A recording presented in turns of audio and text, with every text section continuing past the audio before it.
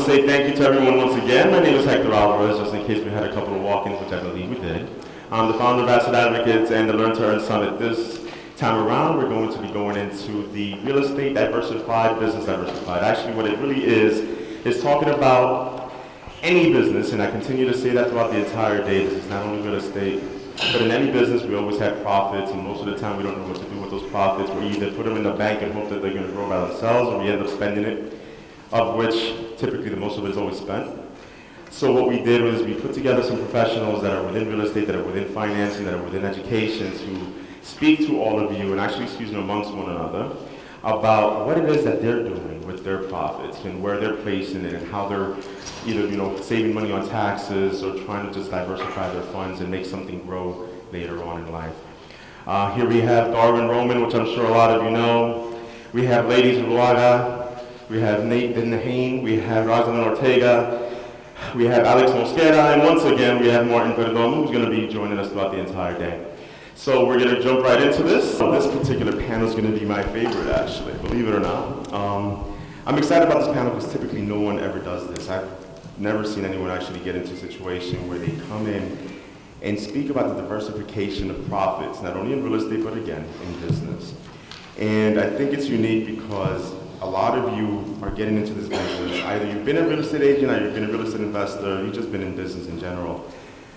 And you have to sometimes realize, okay, great, I made $100 grand off that pop that I just did last week selling my property in Bergen. That's awesome, it's amazing, but now what? You're then going to turn around and say, oh, I'll just buy another property, I'll flip it, I'll just, buy another business, I'll get myself another, gasoline station, a little laundromat, a bodega, whatever the case may be. And that's great, but we got to think smarter. You got to actually start getting into a situation where you make your money work for you. When you sleep, and you should be hearing cha-ching, cha-ching, cha-ching, and it's supposed to be keeping you up all night. You shouldn't be resting, actually. So what I wanted to really talk about right here amongst our friends and the colleagues that we're going to be having this conversation with is the role that the diversity of your profits is going to play into your future, either in real estate or business in general, and how we're going to be able to diversify not only just the profits, but the earnings, even from the tax perspective or from your real estate perspective, or even the fear of what's happening right now in the market. And I love the fact that Martin led with that, because right now there's a lot of fear. And there's a lot going on with how everybody's thinking that the market's either going to sink or that real estate's going to drop, whatever the case is. And I said the last panel, I've been reading a lot. I've been really getting into this whole situation about reading. And I'm reading right now Unshakable by Tony Robbins. And it's an awesome book because it shows you that no matter what happens in the market, you should not be shaken by it because it's always going to just fix itself. Just like in life, everything happens for a reason and it gets fixed. So I want to lead in with that, man. So I need to know why you're so afraid of the market right now. Come on, Alex, talk to me. Why am I afraid of the market? Oh, are you? Am I just guessing? Just let me know. Well, so there's obviously a lot of factors going on. I think, for those of you who don't know, I'm a real estate broker. We are back at price points that we were originally at in 2006. We have, I believe that the rates are what's sustaining the current volume that everyone is doing today. If the rates were to go up to 4, 5, or 6, which it should, and it's healthy for the economy to do so, then we're going to start finding that our buyers are priced out. As they start getting priced out, sellers will start to have to make adjustments to prices. As they make those adjustments, the properties that are inferior to them are going to lag before they make their adjustments. Inventory will slowly start to build up. The overage of inventory is what we call a buyer's market, and the buyer's market is a recession, right, or a correction. So I think it's obviously cyclical. We've been hearing it was due maybe 2 years ago. I actually sold all my properties, well, most of my properties, I think it was by June of 2017, ready for this. It hasn't come yet, right? Have I been active? Yes. Yes, I have. Do I want long-term projects? No way, right? Because I don't really know what's going on now. Now, I know that the economy, so we have, I want to talk about, we have a correction, and then there's a recession, right? real estate naturally corrects itself always. It's about a 7-year process. Right? And then the recession, which seems like it's looming, is another factor that you overlay to what was already happening, right? So then you have political climates. So if you tie that all in together, then you have maybe what you would call a perfect storm. Not to mention the fact that in New Jersey, we're one of the biggest baby boomer states, right? So you guys may not be aware of this, but New Jersey is really unique. We also have the highest amount of reverse mortgages in the country. Reverse mortgages are built to foreclose, right? So if we have an upcoming, and by the way, the majority of reverse mortgages were done probably in 2000, between 2006 to 8, right? So if we have all that looming, then we have all the other factors that I'm talking about. It just seems to me like there is the possibility of things being either really strong in terms of a correction, or one I definitely feel is coming. So when you have companies like Fannie Mae build out their HomePath system to take or to have the ability to process reverse mortgage foreclosures on it, and the money they spend on it, it just goes to show you what they're seeing. Yeah, but that's beautiful. I like that. Like, the fact that you just said that actually makes me feel good, and it sounds so bad. Actually, I'm so sorry to say that. That sounds so horrible, but that just means in a couple of years I'm gonna be able to buy a heck of a lot more properties. Unfortunately, saying it, right or wrong, because I don't see anything in life as a bad thing. It's just an opportunity waiting to happen, depending on how I take it. So what I see right now is a bunch of baby boomers who their kids are not going to want these homes. They may not like them. They may not want them. They're going to either have estate sales, or they're going to be foreclosures, or they're going to be some type of situation where there's going to be a lot of inventory. So all we're waiting for is an opportunity. There's not really we're not waiting for a bad thing unless we look at it as a bad thing, or unless we're not prepared for it. Right? Absolutely. You want to be ready to move properly when the market shifts, right? So you don't want to be caught with your back to the wave. Exactly. Right? So, but that's what I mean. It's like, you see, right now you could be in a situation that you feel like I got to slow down a little bit. As for myself and Lady, we're moving forward. As Martin, we're moving forward. We're trying to figure out what to do with it. So what we're trying to figure out also, because we're making all these profits, what do I do with them? Can somebody please tell me that? Come on, boy. Shit. Oh, here we go. Just let me interject real quick. So I think Alex makes a great point, and I think he's in a position now, by getting out of the properties in 2017, if you feel like this real estate boom is going to come to a slowdown, a recession, a correction, whatever it is, having cash on hand is going to put you in the best position possible. So, Darwin and I have met a ton of real estate brokers and people in the marketplace, and a lot of these people, when 2008 happened, what they did is they held onto their properties.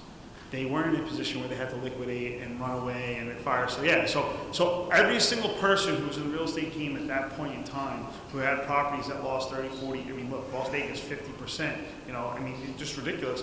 They held that stuff and they rented them out and they had cash flow. And cash flow is king. Now, what you're getting to is, okay, now I got all this cash flow, I got all this profit and so forth. We talk about the velocity of money. Let's take $1 and make it do 10 different things. Yeah, we don't want to put all our eggs in one basket, exactly. Right? We got to diversify. We got to be tax savvy.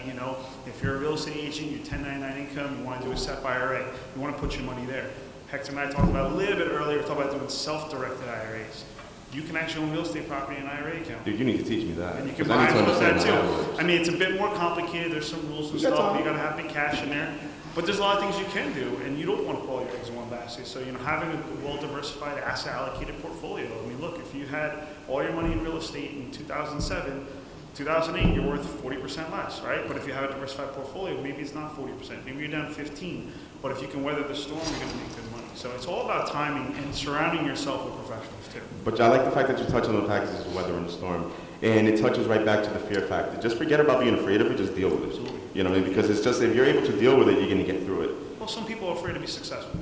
Exactly. Yeah, that's the funniest thing to be afraid of. Let me tell you something. Let me be afraid of making money. Yeah, that's what I'm afraid of. People get afraid of it. Like, you get your, look, everyone's biggest obstacles themselves. You get in your own way. Half the time, we meet people who are like, you're so smart, you got all this stuff going on, but they don't want to take that leap of faith into themselves. And if you don't believe in yourself to do it, then no one else is going to. Absolutely. When you walk into a job and you're applying for whatever position, they say, well, do you think you're qualified? Well, do you have a president position or CEO available? Because that's what I should be doing. That's the place you want to be at. You don't want to be a clerk. No, you got to have that positive attitude. Actually, look, I mentioned earlier,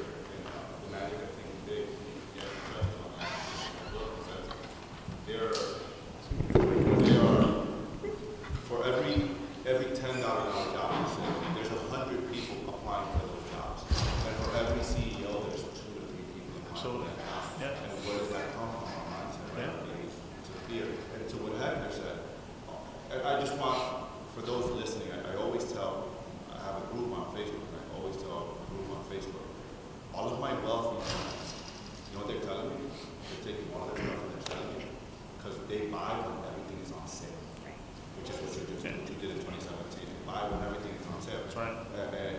And here's this same group repeating the same thing, acting like the same thing. Yeah, but there's also another way to look at that. And I actually, I literally listened to that today on this way here, bro. Warren Buffett actually says, you know what I'm going to say, right? He says, whenever else is selling, you should be buying. Whenever else is buying, you should be selling. That's his mentality. But the thing is, when he's looking at opportunities, when he's looking at actual investments, he looks at it a little differently. It's like, okay, I can look at a property, and I want to buy that property because I'm going to buy it real cheap, so I can sell it really high, right? But when he looks at a business, he's no longer looking at the business and saying, okay, I need a freaking cash flowing business so I can buy it. It's a good business. I'm getting it cheap though. Yeah. Now he's like, nah. I'd rather buy a great business at a fair price. Because what happens is the long term of that is a lot more worth there. If you have a great business, that means that business is going to continue to thrive, it's going to continue to grow, you're going to continue to make that more valuable. You just happen to have bought it at a decent price. Now, if you buy something cheap, you have to put more work into it. You have to get into that really nitty gritty and make it work even more. And if that's the case, guess what? Your equity, your time is worth more. That means you could just diversify in something else. Put it into something that's going to make you more money with less effort. That's right. And that's where I think this particular conversation is about. We need to learn how to actually take our money and make it work for us in a much more efficient way. Well, I think a big thing that people in fix and flips and in real estate business is that we got to build up cash, right? So Alex is doing that now, right? You got to have capital. The idea is you want to put it in a safe place that's going to grow too. You don't want to get negative yields. I mean, we came across some the other day. This guy's got $100 million sitting in Japan and Germany, $50 million each, and they're charging him. They're charging you. They're charging 7% negative interest rate. So my point is, there are vehicles out there where you can put some of your cash flow, some of your capital on hand. Okay, I can secure it here. Maybe I can get a secure 5 or 6% rate of return. I know it may sound like a lot, but it is out there. And then what happens is when the market does turn, you can take that money out. And imagine, no offense, Hector, we're cutting you out a little bit. You don't have to go to the bank. You don't have to go hard money lender. You can take your own money and leverage that. And maybe you can take that money and go back to Hector and say, listen, I got to leverage that a little bit more. But you see, that's the when difference. you have that opportunity. You see, this is the thing. I get it. I understand that people are always talking about, okay, pay less, whatever the case is. I'm not talking about that. And I don't care. No, what I'm saying is it's about leverage. Remember that. You understand? Like, I can take $100,000 that I just earned today. I just flipped the house. Alex made some money on it. I made some money on it. I got $100,000 cold right now sitting in the bank. I don't want to take all $100,000 and drop it into this basket. So I need to take at least half of it, put it back into the real estate market, make that work for me a little bit so we can gain a little bit more quicker, because that's what I need. Right. And then I take the other $50,000, put it to the side over here, and let it grow 5, 10, 15% if I'm lucky on an annual basis. On a compounding basis, in 10 years, I just made what? You know, I mean, come on. You quadruple your money. But that's the whole point, though, is you want to build these cash positions. I mean, everyone's in it. I mean, as far as I see, we're all in it for the long term, right? No one's here for a year. We're like, all right, we're out of the real estate business for good. We have a long-term projection. That's right. I mean, you got to live somewhere, right? So we're all in it for the long haul. And the idea is that you've got to start building those foundations now. We talk about the different pillars of financial wealth, and real estate is one of them. Mm-hmm. And then having capital on hand. I mean, that's the big picture here. They're doing everything in a tax-savvy manner. So I think. Oh, we got to talk about taxes. Let me tell you something. Well, tax savvy is important. I'm tired of paying 40%. Well, remember something. Everyone here who's a real estate agent or a lender or whatever the case is, you all have the inside information.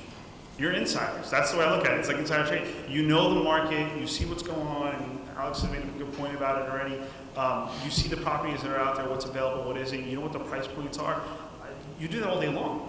So it's kind of like the terminology in investing in stocks. Buy what you know. If you drink Coke, you buy Coke. That's just the way it works, That's the whole idea. So when you're in the real estate market and that's your business, then you should concentrate on what you know. I'm not saying you put it all there, but you can at least figure out what properties are going to work and what aren't. You know when a bad deal is going to happen. But that's the thing, though. You see, I like that. You said you don't have to put it all there. And everybody here, please understand that. Don't put it all there, because the market does crash eventually, and then eventually what's going to happen is if you're not diversified, you're going to be sitting there waiting 10 years to figure out what the heck you're going to do to get out of it. So, lady, what do you do with your profits? I need to know, because I need to know where our money's going. No, I really don't, not right now. Yeah, the wood shop. I noticed it. Yo, tell me why. It's on buy Amazon. No. Just buy Amazon. The other day, we're at my office, and all 3 ladies decided we're going shopping. I'm sitting there like, for real? For shoes, dude.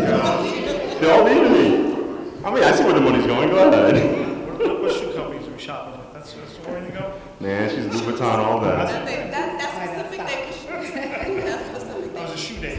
Yes, that was a shoe day. Well, actually, the way that we actually, Hector and I deal with our income, we diversify. We usually, you cannot have income, which you try to do more than one income, okay?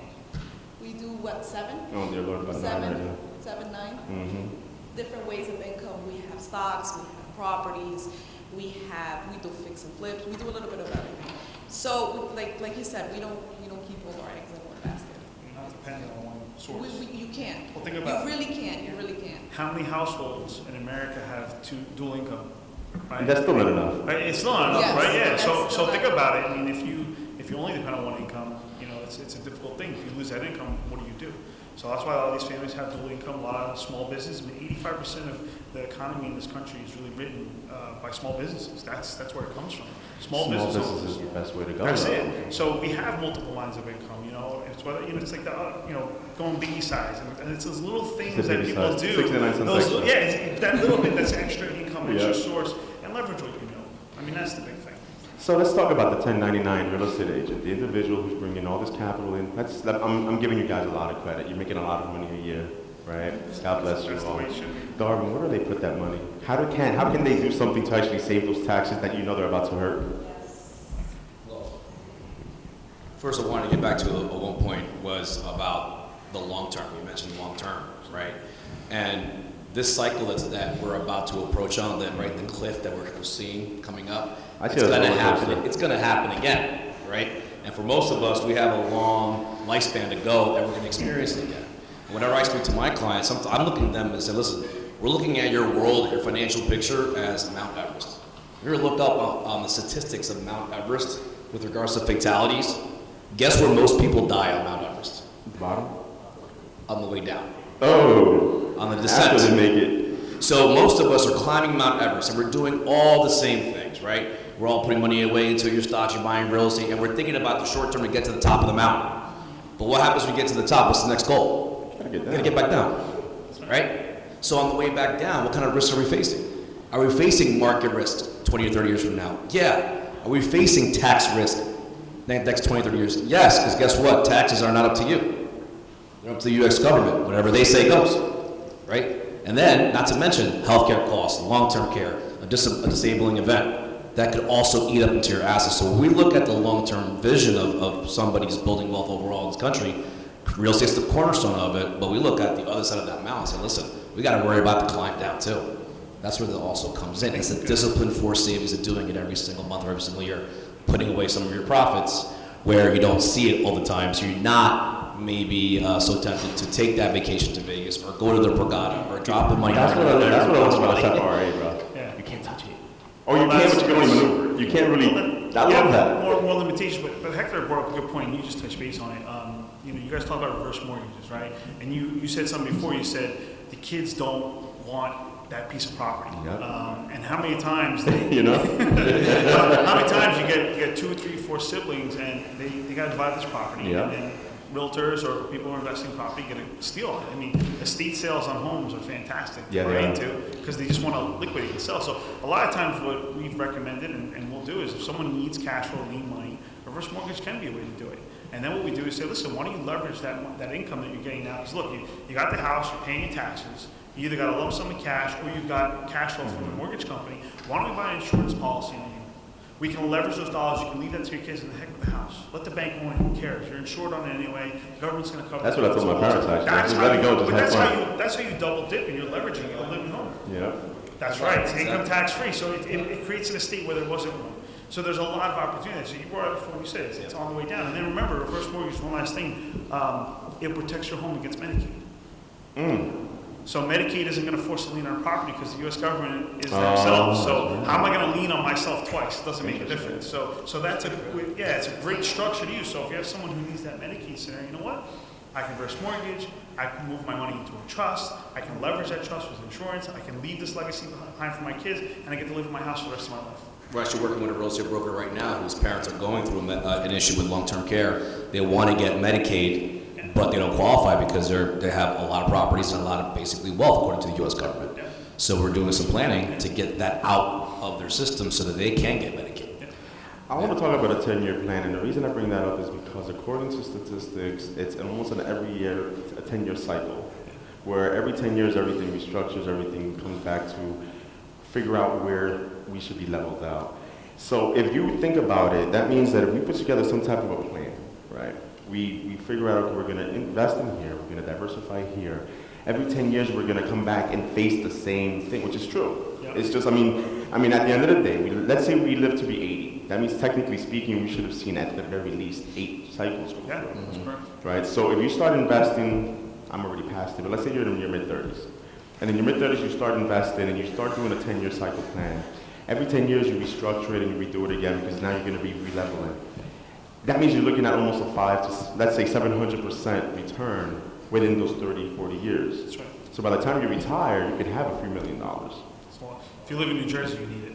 Well, man, by the time I retire, let me tell you something. I'm already thinking about it. I'm like, retirement, I don't have at least $5 million in the bank, I'm gonna be broke by the time I'm 60. You know what? Think about the cost of inflation. Anybody talk to your parents? I mean, you can just look at the cost of just the basic goods, bread, eggs, milk, gas. I was thinking about that. My parents only have like not even 200 grand saved up. That's what I'm What saying. can they do with $200,000? Average Social Security in this country is like $1,600, and that's the majority of most people's retirement.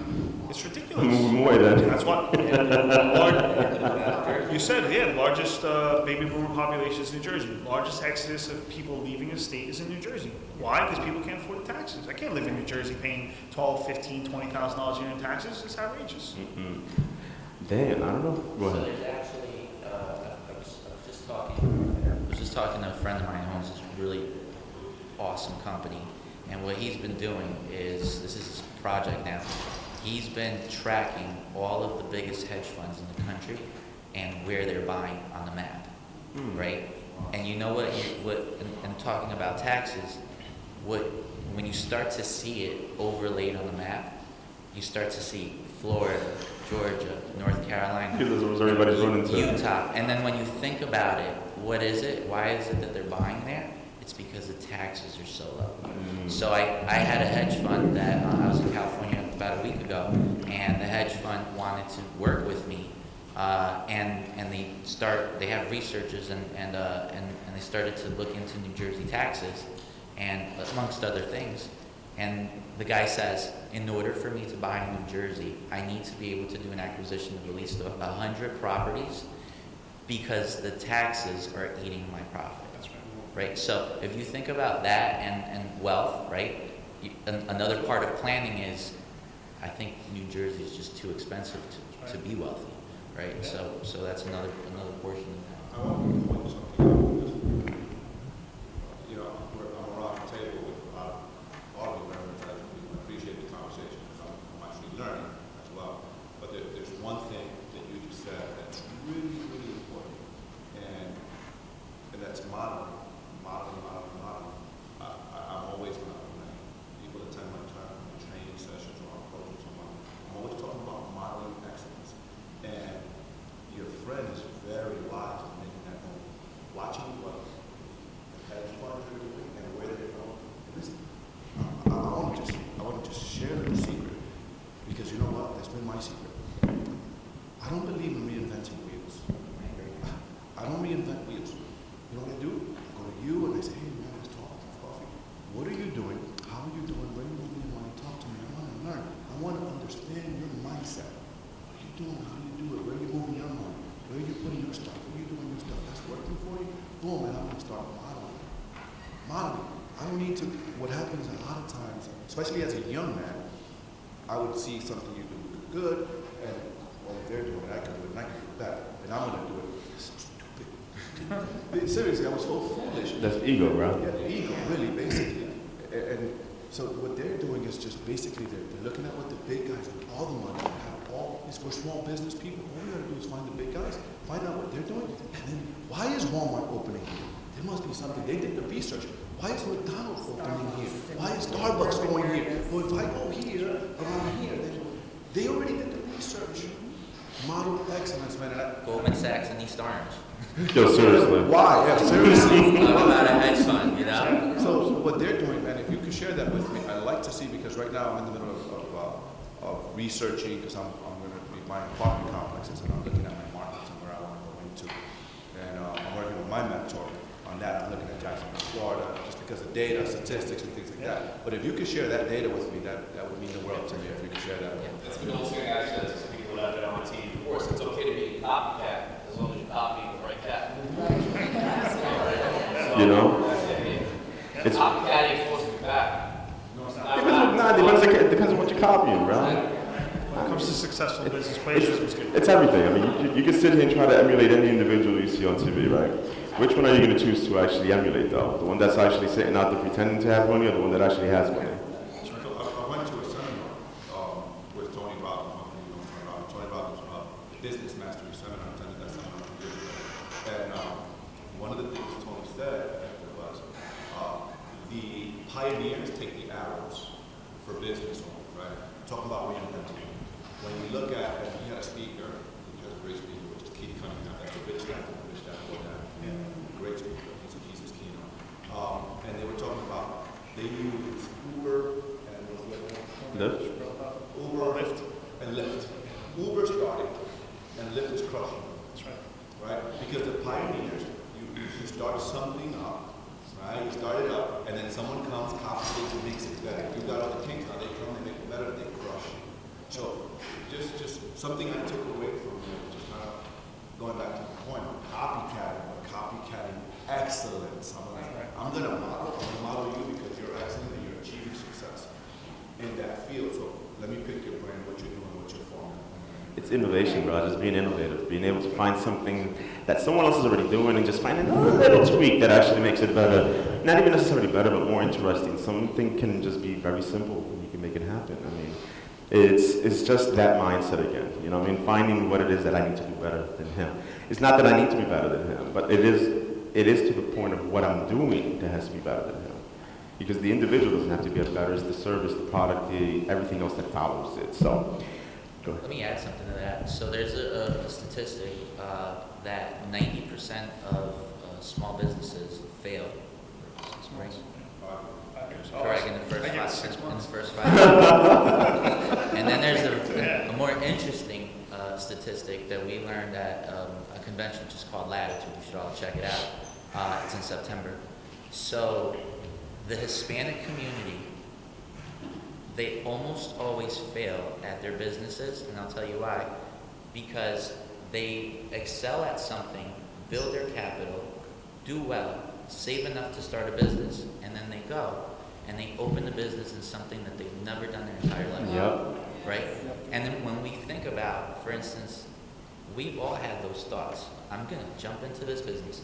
So modeling is so important because what happens is that we're always creating something out of nothing, right? And or trying to find our way through the forest when we don't know exactly how big the forest is, how many days do we need to be in there. So to speak on modeling, yeah, you're right. You know, we have to look at companies that or people really that have done it and perfect it, make it better, you know, with what we want to do, because that's otherwise we're going to lose our shirts and everything. I experienced that in a restaurant with the exact same form. I had no business in the restaurant business, and I sold it and I lost some time. Exactly because of that mindset. About 5 years ago, exact same mindset. Well, you mentioned before, you have a mentor, right? I do. I'm assuming he or she's pretty successful, right? So something I learned early on in the career is like when I started in our career about 12 years ago, the guy who was running our office at the time said, he's like, don't go to lunch with someone who just started. Go to lunch with an experienced person. Go to lunch with someone who's senior, and you're going to learn from them. And that has never been more true. So even if you're new in real estate or investing or stocks or bonds or mutual funds or tax planning, whatever it is, get someone who has that experience and partner up with them. You know, when I go into real estate office, and you can kind of tell, I'm not in the real estate game so much, but I can see and tell who's new and who isn't. And you know the experienced people and what they're doing, what they're able to accomplish. Yep. When someone young in their career partners up with someone who's been doing it for a long time, you learn so much more than you can get in a textbook. I mean, your network is your network, right? Mark Cuban says it all the time. If you want to become a billionaire, hang out with a billionaire. If you want to stay broke, hang out on the block. It's just the mentality of the individuals you surround yourself with. If you're going to surround yourself with garbage, you're going to smell just like it. That's right. You know what I mean? That's just reality.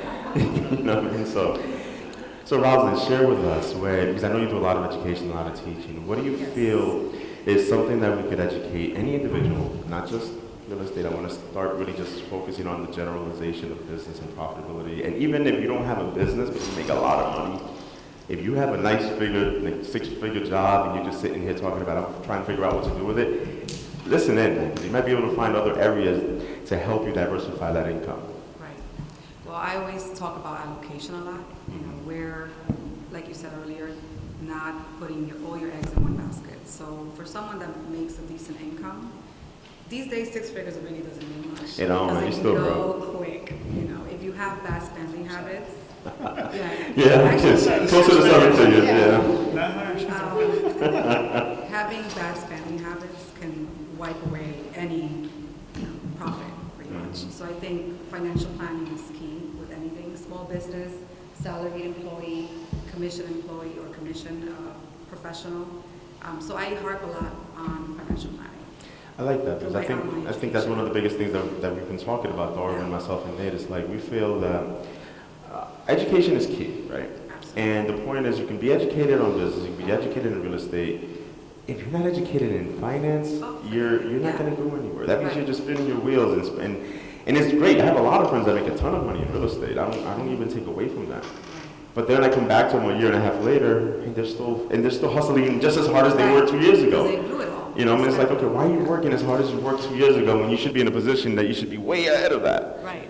You know what I mean? It's like, come on. It's like, if you don't plan, Yes. it's just in anything. If you don't plan, you can't take action because there's no action to be taken. Exactly. It's like, you're going to just fail with it. Yeah, so in my niche, which is online education, I'm trying to do what the traditional education didn't do for us, which was teach us about credit, finance, interest rates, how to leverage your mortgage interest and pulling out money to reinvest.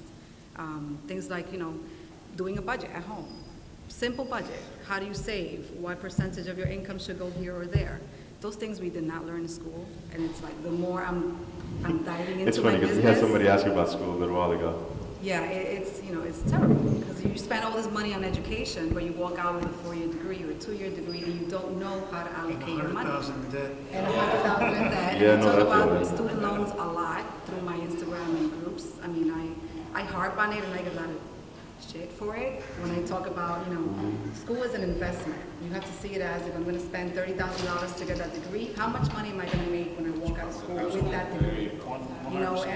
And we also suppress other outlet or other educational options like trade schools and other professions that might make you more money than having an actual degree. Yeah, so I talk a lot about that. Okay. I like that you say that because you said education is key, and it's going back to that, is specialized education. Right. So like what you said, right? So I took my wife and my daughter in February to it's called Millionaire Mind Intensive course. It's just about mindset, millionaire mind, and we talked about. I mean, there's a lot of stuff I learned. Taking my daughter there, she's 19, about money, how to save, different jobs, and things like that, how to create passive income. That's the kind of education I'm interested in. Right. Like going to workshops like that, going to workshops like this. Man, listen, where can we, or the average person probably sitting there, be sitting in a conversation like this? I got to tell you, I don't have the opportunity myself, even in the position I'm in, to be able to sit for this time and have this type of conversation with these type of level of people. This is valuable for me. And I honor and respect you guys for that. Thank you for that, for sharing. And so I can learn from you guys. But that's what I'm talking about, this type of education. That time, specialized training, learning a skill, learning something, that's a skill. Budget. Right. You need it. You need it to survive. Man, I wish I could still do it now. That's a simple skill. And my wife and I kind of figured that out real quick after 4 kids. And I figured this out. Wait a minute, we just can't be Wild West here. I figured that out real quick. But that's a skill set. Right. That is a skill set. Where do we learn that? Right. It starts at home. That's Yes. just But it. if your parents But if don't your know, parents- That's right. that's a lot of the problem. We're here. Parents don't know. how So to we're do here it. now, we can fix that. Correct, Right? but we have So to- let's- Our kids will know. Let's change the next generation. Yeah. That's what I'm doing. That's the way to do it. That's it.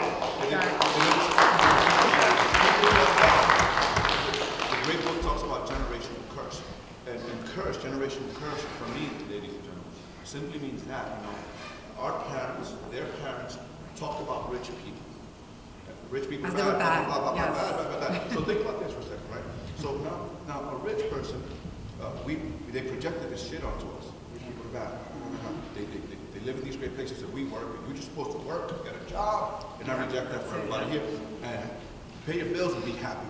That's what I heard. He's like, just be take it, man. Take it like man. So now you become an adult, and now you go to work, and you want money, you want success, but unconsciously, the minute you talk, someone said something about self-sabotage earlier, about not wanting success.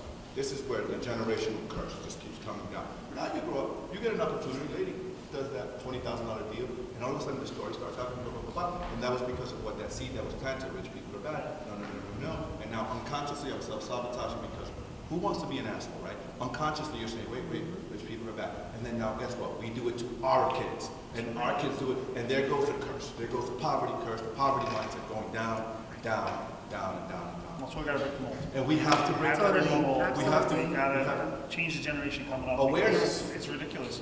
We talked about, and I love this, I have a really good story I feel is good. I work with a couple, and the wife's a doctor of occupational therapy. Super respectful. I love that. Right? She's super smart. She's $100,000 in student loan debt. The husband, at 26, was an apprentice, went and became a master electrician. He makes twice what she makes. Zero debt. He paid off her debt. And she's like, you gotta be kidding me. She's like, my husband's an electrician, he makes more than I do. I went to school for longer, I have all this debt when I came out. It's getting away from that trade. I mean, anybody ever call a plumber or electrician in your house? It costs you $150 to walk in the door. Exactly. So the idea is that I think there's this big gap. We're talking about that generational stuff and what's coming up, millennials, non-millennials, the Gen Xers, all this other stuff. We've demonized so many different careers and so many different opportunities. And like you said, I mean, I'm first generation, so my parents came here, they immigrated like many other people's families, and they raised 3 kids, put us all through college, everything else. We weren't demonized in the idea of successful people, but we were demonized in the sense that you have to have a regular job, and you should work for the government because that's secure. So government jobs are no growth. Work for an employer. There's no commission. There's no running your own business. It's too risky.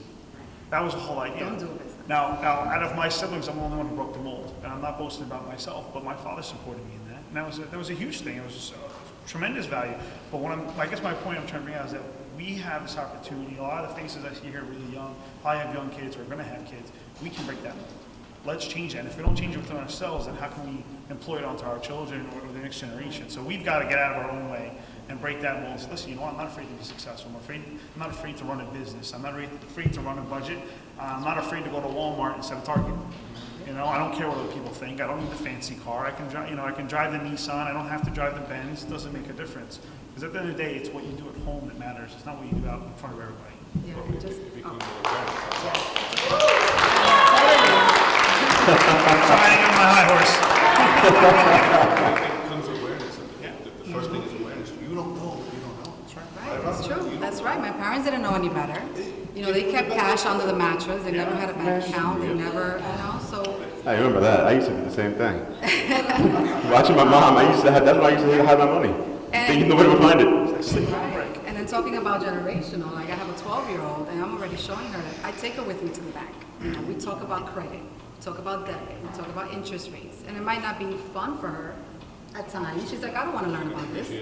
But you know what? I'm already training her in her mind. I want her to know that we pay taxes, that, income means this. She's like, I want to be a whatever. And I'm like, well, how much money does that career make? And I have to start putting that in her mind now so that when she's 17 and applying for a college, she's not like, oh, I want to be a dig holes, on the ground and make $20,000 a year, because that's not going to sustain a life. Right, exactly. You got to get ROI with them. Talk about college. What are you spending to get there? What are you going to get back? You teach her investing now. Yeah. She's going to shine like nobody's business. So you have to start early with them. So this is what I need a secret. I want a secret. You gotta tell me the secret. I need to know, bro. Like, what it is like I look at what everybody does when they make all this money, right? And then I want to look at them, and I see them keeping it.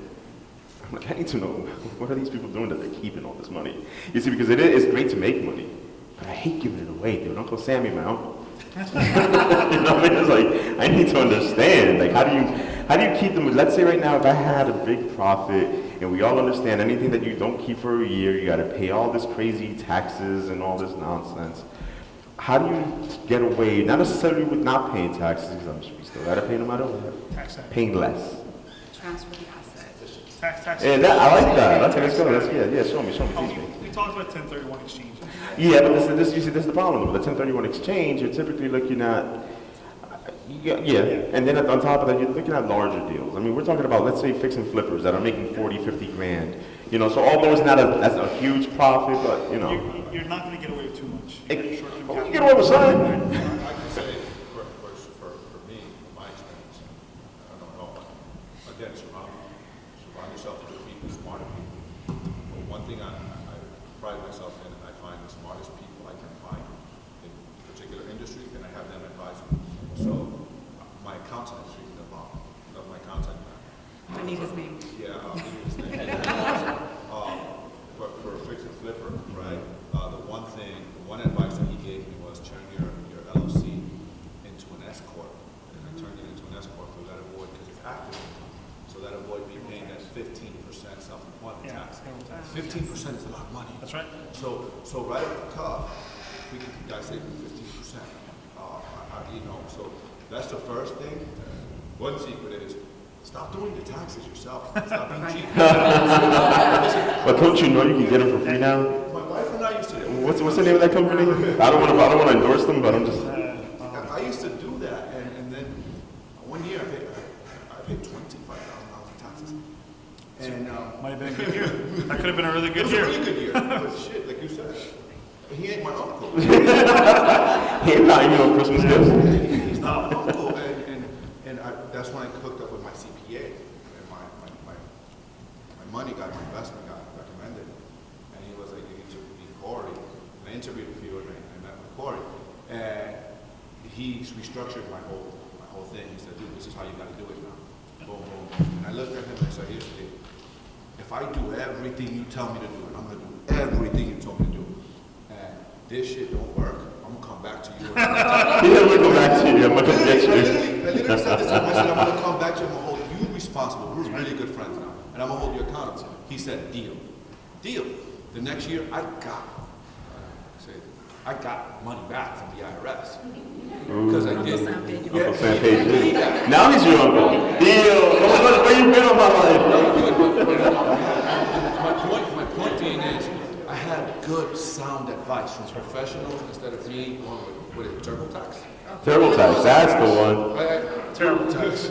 Do it myself. I got good, sound advice from a CPA that knows business and has other clients more successful than me. That he's modeling their stuff for me. I'm good with that. And so for me, I would say, heck, to answer that question, see, one thing I can say is, get a good accountant, get a good CPA, and I talk to my CPA literally on every quarter. Like, dude, I got these flips, here's what I got going on, I just bought this, I bought this. I'm thinking December 31st.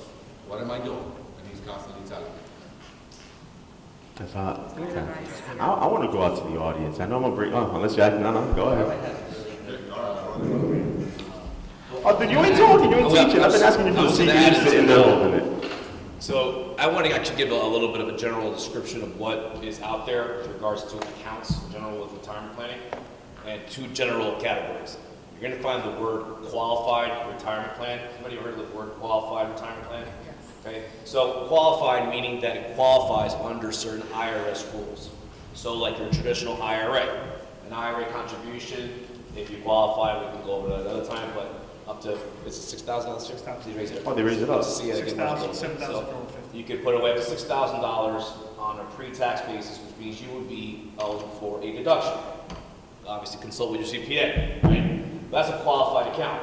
You might hear another term called a non-qualified retirement account. Similar to, say, for example, to a Roth IRA, or some of you have heard of a Roth IRA. So the only difference there, because people tend to kind of mix this up a little bit, here's the big difference. One is pre-tax, one is post-tax. So what's the benefit of pre-tax? Get a deduction today. However, remember, Uncle Sam is waiting for you on the other end. Eventually. You get his He is your choice. partner. Okay? The non-qualified retirement plan meaning your post-tax dollars, meaning you're paying your taxes today in the tax rate where we know where we are, right? As opposed to putting it off to the unknown. Pay your taxes today, but what happens later on, depending on the type of distribution we're talking about, where that distribution, that cash flow later from that post-tax account could come to you federally income tax-free. See the difference? That's really it. That's the big takeaway that I can give everybody in this room is knowing the difference between pre-tax, post-tax, or qualifier retirement plan versus a non-qualifier retirement plan. Yeah, and to add to what Darwin's saying, so 1099 real estate, a SEP IRA is a huge tax vehicle that's underused by a lot of people. So you're married, you got 4 beautiful children. I've never seen them, but I'm sure they're gorgeous. Okay. All right. So they get the looks from her. So we get it. But the point is, depending on your situation at home, I don't give details, but you can put away up to about $106,000 in a SEP IRA as a tax deduction. So think about that. Even if you're putting away that kind of money, you're probably paying somewhere around 37% tax. You may save $35,000 to $40,000 a year in taxes. That's something you love want to separation. So that's a huge, it's a small way of making an adjustment. You don't do all of it, do some of it. And depending on how you handle it, I mean, I play with ours actually. We started our SEP RRAs about almost 18 months ago, 2 years ago. So I got into it. I opened it up with a particular company. Great, so I know it, but I have fun with it. You know what I mean? Because I go in and I play with the market. Whatever the case is. And I'm not recommending that to anybody. I just do that because it's not financial advice. It's not. It's actually a risk, no matter how you like it. Everything is about mitigation of risk in life, right? So, for instance, myself, I do look into, and I say this because we haven't really touched on it, but I love dividends. So I love to buy my stocks that have dividends. I just got lucky last year and I bought PG at 60. It's like and so now it's like double. I mean, 100. That's I think I got 120% pop on that. I'm not going to get rid of it because it gives me a nice dividend. I did Ford. They give 9-10% dividends a year, 7% dividends. And if a lot of people don't understand what a dividend is, really, basically what a stock company will do is, if you're investing in them, for you doing so, it's like a gift back. They're going to say, you know what, if you bought all this, you're going to get a certain percentage of the share price or how much you invested into it, and you're going to get that on either quarterly or sometimes annually. Profit share. Yeah, It's called there's profit share. There you go. Profit sharing for companies. So what I did is I decided to get into the dividend market where I want to get dividends on a quarterly. So I did my research on which ones will pay every quarter. So every quarter I'm getting money, right? So eventually I started with about, $1,500 on Ford, and then I decided to sell it. But dude, I did $1,500. I just sold it at $3,000. Well, you're reinvesting your dividends, Yep. so you're getting a break on that, and you just keep buying more shares of the same stock. Well, no, I sold off and I bought, I ended up buying Overstock, and then I did another 120 pop, and then I just bought Alibaba. There you go. You know what I mean? So it's like I just jumped into Alibaba. The dividend portfolio design really came into effect in about 2008. Okay. Everyone was doing back testing, saying, oh, if you had dividend producing stocks, what would it do for you? Because if you hold it in a down market, it's just like, you go back to the real estate thing, we talk about, in a down market in real estate, people fire sale and get out of things because they're so nervous and they're scared, they have fear. The idea is that if you hold it and you continue that rental income and you weather that storm, you do well. Same thing with the stock market. That's why when you have dividend stocks, it's the same thing. You hold it, keep the dividends coming, and your yield goes up. But you just said it though, and that's not something that you say because when I first started buying for it, I think I bought it at 8, right? And then all of a sudden it dropped. I bought more, and then it went back up again. But the dividend didn't change. It didn't matter. Even though I bought it at 10, at 9, at 7, at 8, whatever the number was, my dividend kept paying. It kept paying the same number always and never changed. The only thing that would change is if I bought more of it. That's right. If I ended up buying more of it, all of a sudden my dividends would go up. But I love the fact that I'm sitting here down market making money, up market making money. Because remember what's the thing about stocks is you don't make money until you sell. It's just you don't lose till you sell. Exactly. You know what I mean? So it's like, and that's the thing, people get scared. In real estate, it's the same thing. You don't lose until you sell. That's right. You understand? It's like it's just a little piece of paper that says, okay, this is worth $100,000. That's right. At this moment in time. You know what I mean? Yesterday it was worth 200. Today's 100. My brother, just wait a couple of years. It'll be worth 200 again. That's it's it. cyclical. That's right. It's also about this. We have that mindset to understand, but the average person does not. The average person is a working class person. They see that number and they fall in love with that number. and they go. You can't fall in love with money. It's gonna disappear The anyway. anticipation of gain, the anticipation of, shit, I work for this money, now it went from $100 to $60. I need to get out now because I worked hard, and this is a small. Instead, we need to say, hey, thank you for sharing, shut the fuck up. It'll come up, right? Gotta give it time. Everything goes up, man. Just as it comes down, everything will eventually go right back up again. So there's also OZs, opportunity zones. Oh, those are awesome. Yeah, yeah, yeah. And I'll share something really, really cool. That because a lot of I've been in communication with a lot of different people that are moving funds into OZs, and a lot of that has to do with real estate, right? So there are hedge funds that are buying residential up to a mile away from OZs. Away So they're from- looking, yeah, Oh, a they're mile looking away. to like. So they're not even looking for the tax Wow. deferment, right? They're looking for just the looking for opportunity. the Wow. opportunity long term. But something really interesting that I literally just recently learned from an attorney who specializes in this is that it's not only about real estate. The OZ and the tax deferment opportunity, you can actually marry that to a franchise component. So as an example, I can take all my capital gains, and this is something I'm really contemplating now, and dump it into, again, I don't want to start a business that I don't know. He's going to Starbucks. I want to buy something that is proven, a system, right? So I can dump everything that I made in capital gains this year into a franchise in an OZ zone, right? And literally be exempt from. You're like double dipping. Yeah, and here's where a lot of us Opportunity zone. Right now, Trenton has a humongous one. And so there's Elizabeth and North. Yeah. In fact, part of Elizabeth Airport is the new terminals in OZ, right? So it gives you ideas, right? And then the other thing is that you can marry that component. So for instance, many of us are minorities, women-owned businesses, and there are other grants. So you take all of these components and you start to overlay them, right? And you end up with this massive product. So I learned this from this phenomenal attorney that represents certain hedge funds, and I think that's an opportunity because it's not around forever, right? There's a deadline on it, right? That you have to identify what type of OZ you're getting into and what it is that you're going to do. But because of the current administration and what they've done, it's available now. And I think we have to take advantage of it. So this is a prime example of when I'm talking about education. When I talk about education, shit, that's the kind of education I want. That's the kind of information I want. Because with that information, now I can take action and I can make a profit. So just like I said earlier, surrounding yourself with the best people you can find in their field and help them pick their one, right? So I did that with my CPA. I called him a few months ago. I said, dude, I want some money around opportunities. I'm hearing all this stuff on opportunities. I'm reading up on it. And I'm like, all right, I was asking him about if I take money from my fix and flip, for my flip profits and avoid, I was thinking, 1031 type of thing. If I could take that money, put it in opportunities. I like that better. I'd love to do that. And he was like, no, you can't do it. So, but he was educating me. He was able to tell me, here's really what the tax law says about opportunities on it. He explained it to me. The 5-year thing, you gotta own it, it's not or whatever it was. He explained it to me. But this is a perfect example of what I'm talking about. So surround yourself with the best people you can find, have them advise you, do them, and just model it. Modeling excellence. You know what happens? A lot of people don't really know about opportunity zones, and it's all speculation, really, because it's not even really clear, right? Yeah, they just dump your money into it. But the thing is, and a lot of you see me traveling all the time. Everybody thinks I'm on vacation. A lot of times when you locally, you can't find the information you're looking for.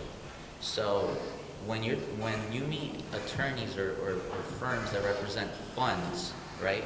And they're doing it at another level, and you can copy that big scale and do it to something smaller, then, all of a sudden I realized, wow, and you don't need to buy property in an OZ. You can lease a franchise in an OZ. You can take money from stock market, you can take those gains and dump it from stocks. It's like a 1031 for everything.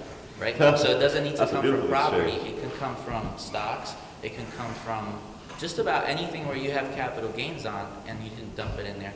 But the fact that you can marry that to a franchise component is really interesting, and I think that's game changing, right? So It really is, actually. because now I think that if everyone here can take advantage of that one thing, there are franchises you can buy out there with $50,000. There's even smaller ones. I am Burger's only 15 grand. Yeah. You know what I mean? So there's opportunities out there. It's just That's looking for having them. that opportunity zone. You know Exactly. that you're protected within a certain. I mean, myself, I would actually buy the property first so I could get that tax deferment, and then I would do all the above. I know probably one of my agents thought I was crazy this week. I had my office manager researching franchises, right, Mario? He probably thought I was leaving the business. You're going to White Castle this You know, week. and I'm not. He's opening the White Castle. I'm just looking to see, because when you can marry that, and then especially Elizabeth Airport. Oh. You know, when you look at the map and it's there, you're saying to yourself, I am Burger. wait Look it up. 1 second, you know, I tried what it, can I put pretty in good. there? Diversify your income. Yeah. That's all you're doing. You're Yeah. adding another line. Another lead pillar. That's it. So I have a question. So recently I started real estate investing business, and I'm trying to put my money to like a self-directed IRA. And so what do you think about equity trust, or is there any self-directed IRA companies you recommend?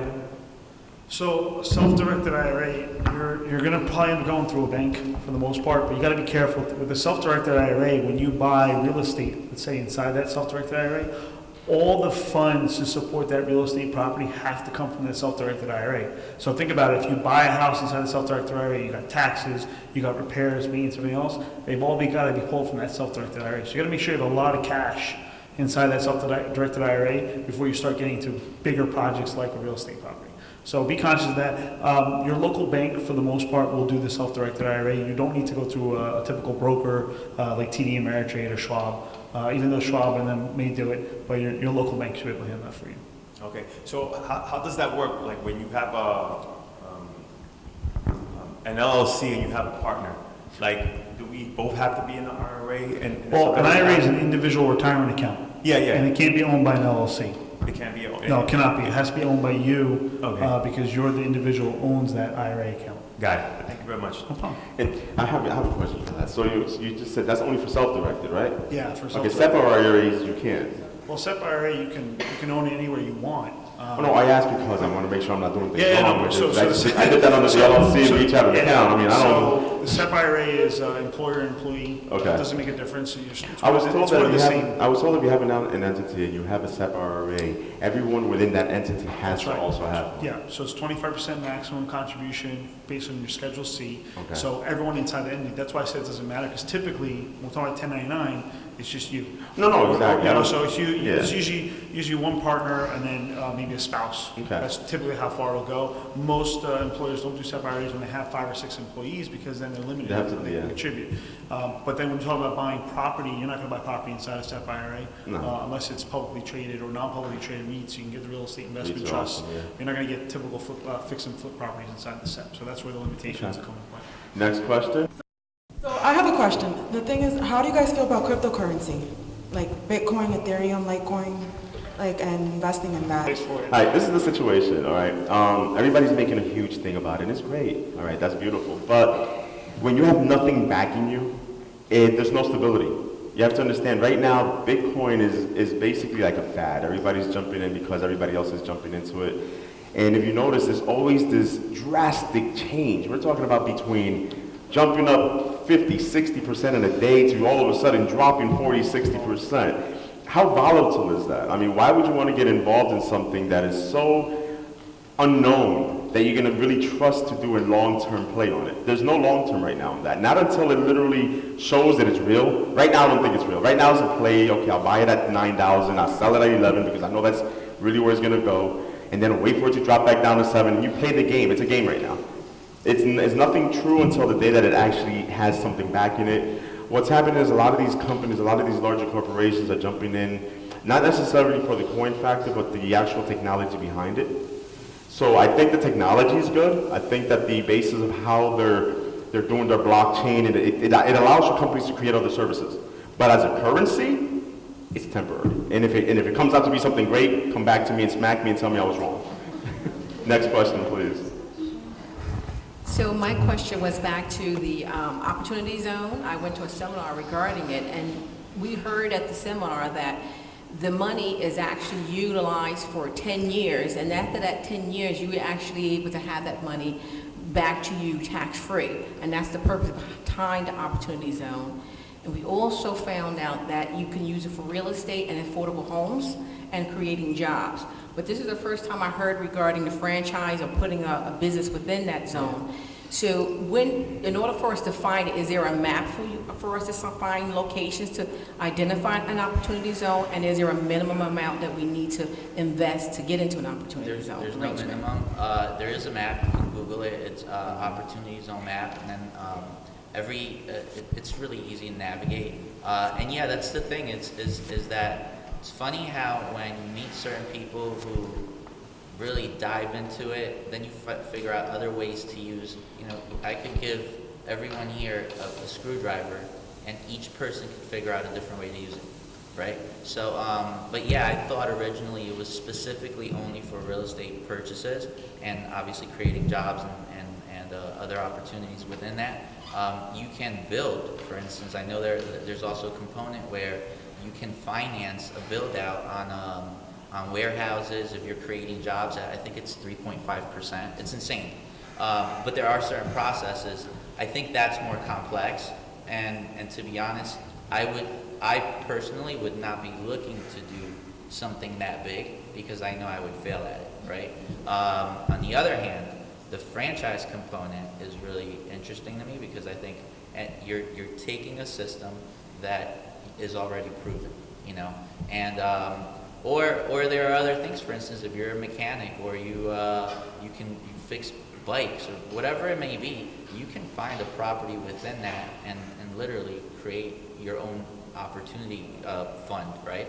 So, but I think that it's all about you figuring out what it is that you know how to do best, what opportunities are available to you, and then finding someone to help you navigate the legal aspect of the application, because you do need to make sure that you meet certain deadlines, you need to file certain things, but it's a really cool tool. I'm definitely going to take advantage of it. All right, I want to take one more question. I'm not sure if you guys spoke about this already, but I heard retirement account. I wanted to see if you guys could talk about a little bit about 401k. I see a lot of my clients have them, and they're not sure what to do. They're not sure if they should wait, should they take it out and reinvest it? Like, how does that work as far as investing goes? And if you can talk about maybe fees or any risk with that? So 401k plans, I think everyone who has an employer who offers a 401k plan where it has a match, you should take advantage, because that's free money. So if your employer is saying, listen, you put away 6, I'll give you 3, it's a huge opportunity. As far as the taxes go, there are some rules that will allow you to take out money without paying penalties and so forth, but by and large, let's look at it this way. If you take out money from a 401k account or any retirement account before 59 and a half, you're going to pay a 10% tax penalty and then ordinary income. So keep that in mind. So I don't know the people that you're working with, your clients or so forth, but this is something they gotta be concerned with as far as the taxes go. First-time home buyer, there's a waiver on that 10% penalty. So if you're a first-time home buyer, you take out money from a 401k, you can use that to purchase your first home. The other way to get money out of a 401k, if you're looking to reinvest and leverage, and you should be in the right position and seek good counsel for this, you can take up to 50% or $50,000 from a 401k account, whichever is less, as long as the loan provisions are available in your 401k plan. So I don't know what position or work you're in, but if your clients are in 401k accounts and they're looking to move money and so forth, you got to look at all the tax factors and how that's going to impact their long-term retirement plan. Most people in this country would have a retirement account, 401k, with about $67,000 or $70,000. And we were talking earlier that you need a couple million to retire. So touching that money in the improper way can really have a big impact, and that might put you at liability. So you'd be conscious of that. I wish I would have met you like 20 years ago. All right, so if there are no more questions, I just want to go around the table one more time before we cut away from this particular panel.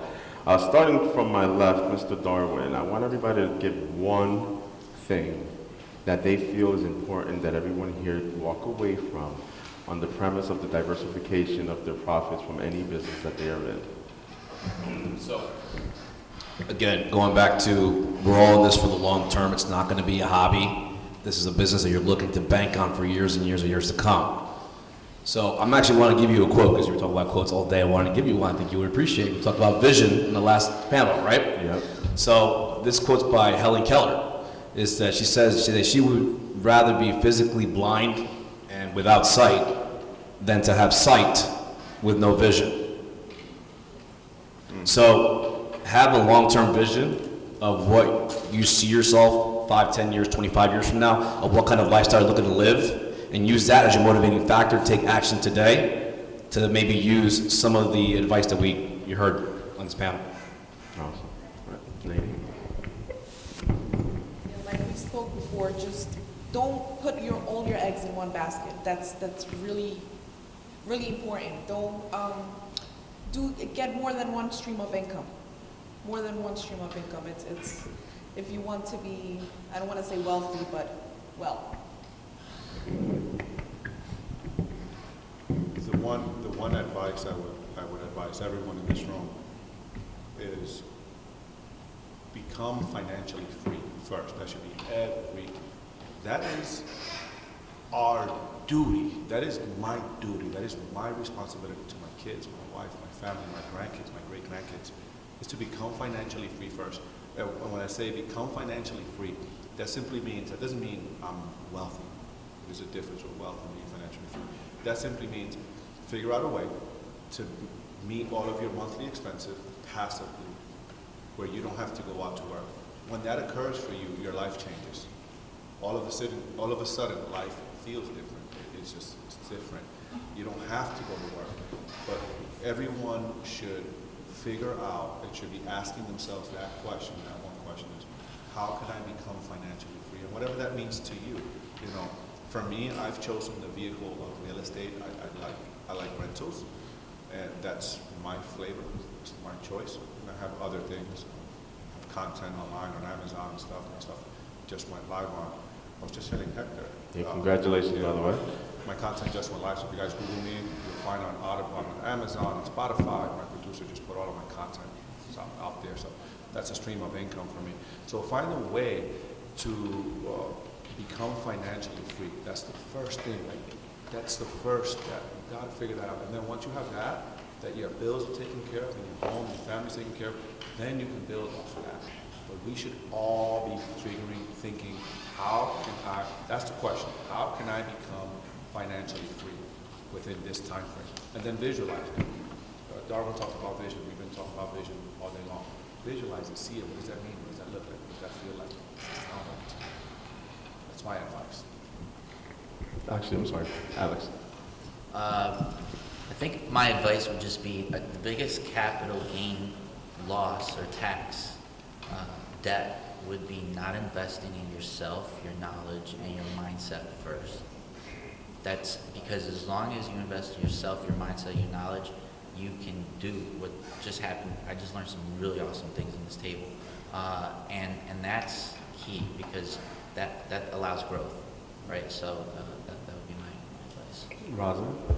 So piggyback on that. Go right ahead. So education, again, is key. You know, I tell people all the time, you know, if you learn how to use your iPhone and download apps, and you learn how to cook your favorite meal, and you learn things that interest you, you can learn finances. You can learn how to invest. So being here is a great first step, and I'll congratulate you for doing that, taking the time out today. Educate yourself. Don't be afraid to learn things. Don't be afraid to ask questions. I've learned a lot myself in terms of starting my own business by connecting with people that in different areas or industries. And I'm not afraid to email someone and say, hey, by the way, how did you do that? How did you put that item on Amazon? How did you sell this product? Or how do you promote? You know, don't be afraid to ask, use your resources, and learn whatever it is you need to learn to get to your goal. That's pretty much it. So I only have two things. One, you are your most valuable asset. It's not your home, it's not your car, it's not your job, it's you. You as an individual, the most valuable asset you'll ever have, because it's your ability to produce income that lets you strive in this world. Second to that, whatever business you get involved in, whatever business you want to do, learn the taxes that are involved and surround that business. Learn how those taxes work so you can take the most advantage of them. All right, thank you, Nate. Leila, I have one more question before I give my piece and we end this. Yeah, this is a question for all of you. I wanted to know, like, if you had to start all over again, what's the first thing you would do? Would you change anything? All right, so since we're about to break off, I'll end this, you know, because then we're gonna end up being up here for like another 10, 15 minutes.